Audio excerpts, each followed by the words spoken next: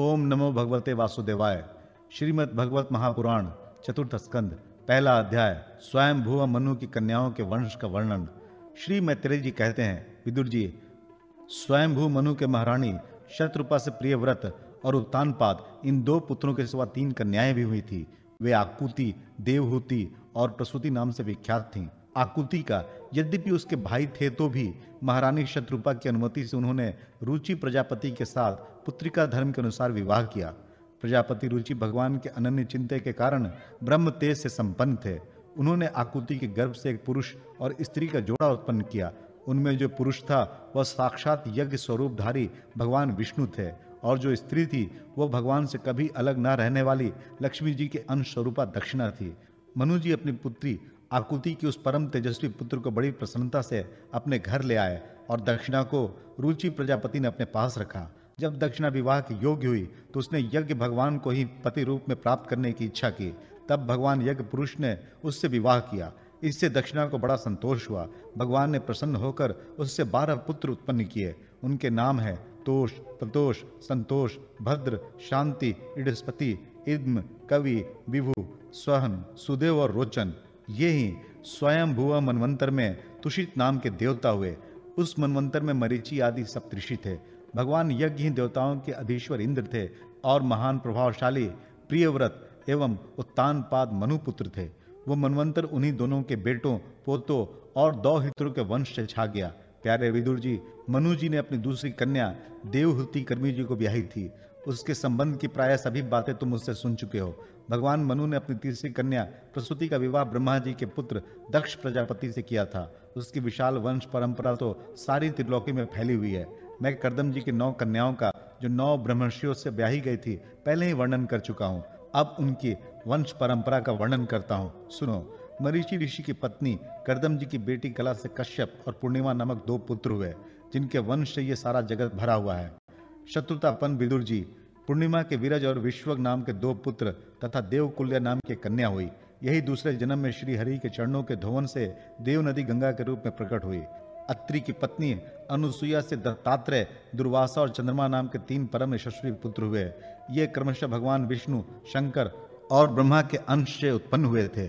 विदुर जी ने पूछा, गुरुजी, कृपया ये बतलाइए कि जगत की उत्पत्ति, स्थिति और अंत करने वाले इन सर्वश्रेष्ठ देवों ने अत्रि मुनि के यहाँ क्या करने की इच्छा से अवतार लिया था? श्री मैत्रेय जी ने कहा, जब ब्रह्मा जी ने ब्रह्म ज्ञानियों में श्रेष्ठ महर्षि अत्रि को सृष्टि की रचना के लिए आज्ञा दी, तब वे अपनी सहधर्मिणी के सहित तप करने के लिए श्रीक्ष नामक कुल पर्वत पर गए।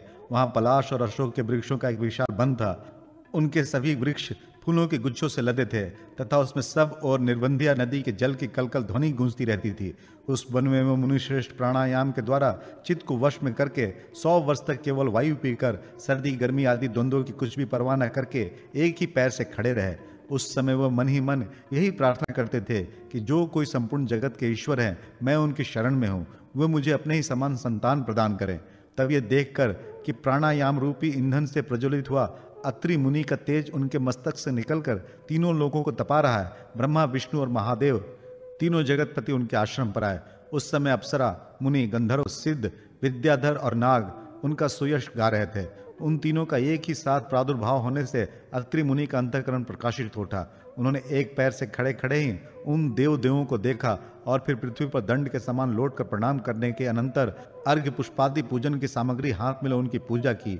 वे तीनों अपने अपने वाहन हंस, गरुड़ और बैल पर चढ़े हुए तथा अपने कमंडलू, चक्र, त्रिशूलादि चिन्हों से सुशोभित थे। उनकी आंखों से कृपा की वर्षा हो रही थी। उनके मुख पर मंद हास की रेखा थी जिससे उनकी प्रसन्नता झलक रही थी। उनके तेज से चौंधियाकर मुनिवर ने अपनी आंखें मूंद ली। वे चित्त को उन्हीं की ओर लगाकर हाथ जोड़ अति मधुर और सुंदर भावपूर्ण वचनों में लोक में सबसे बड़े उन तीनों देवों की स्तुति करने लगे।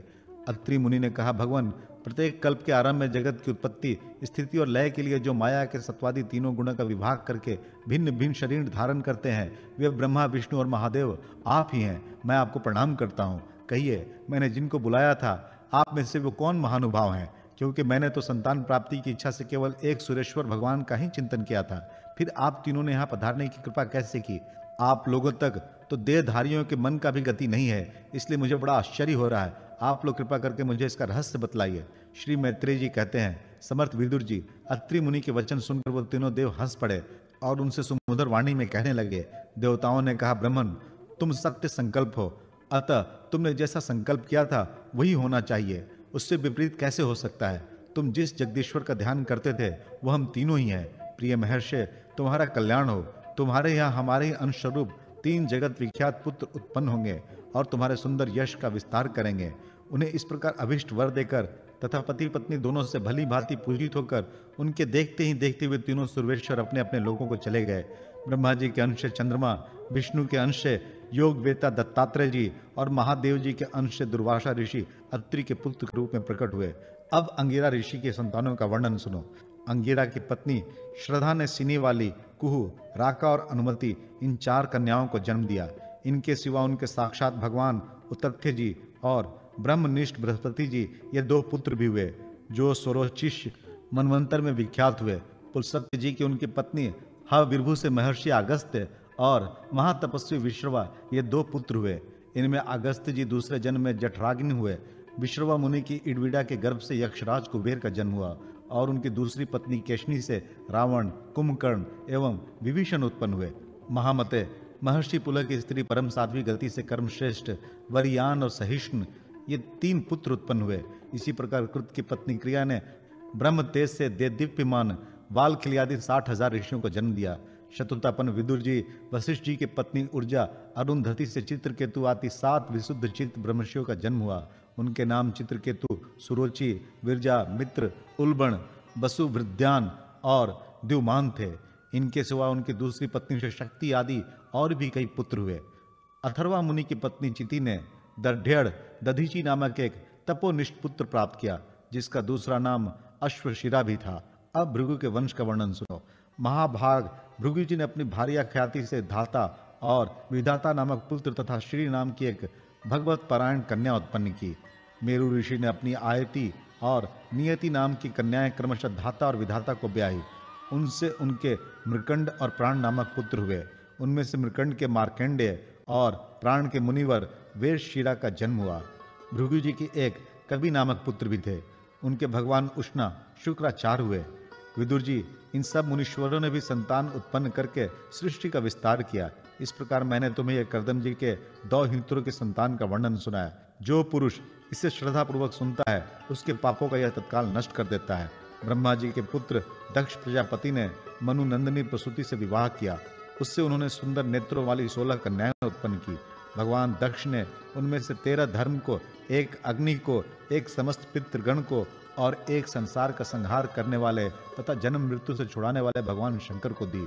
श्रद्धा, मैत्री, दया, शांति, तुष्टि, पुष्टि, क्रिया, उन्नति, बुद्धि, मेधा, तितिक्षा, हियन और मूर्ति ये धर्म की पत्नियां हैं। इनमें से श्रद्धा ने शुभ, मैत्री ने प्रसाद, दया ने अभय, शांति ने सुख, तुष्टि ने मोद और पुष्टि ने अहंकार को जन्म दिया।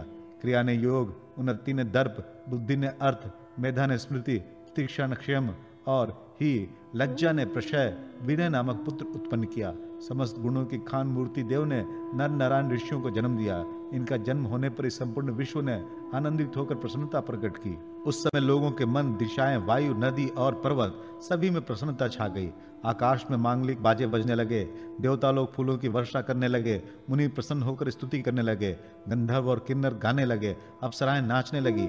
इस प्रकार उस समय बड़ा ही आनंद मंगल हुआ तथा ब्रह्मादि समस्त देवता स्तोत्रों द्वारा भगवान की स्तुति करने लगे।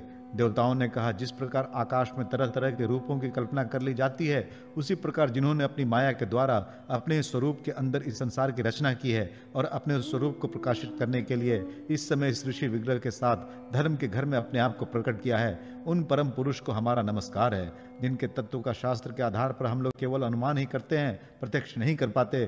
उन्हीं भगवान ने देवताओं को संसार के मर्यादा में किसी प्रकार की गड़बड़ी ना हो, इसलिए सत्व गुण से उत्पन्न किया है।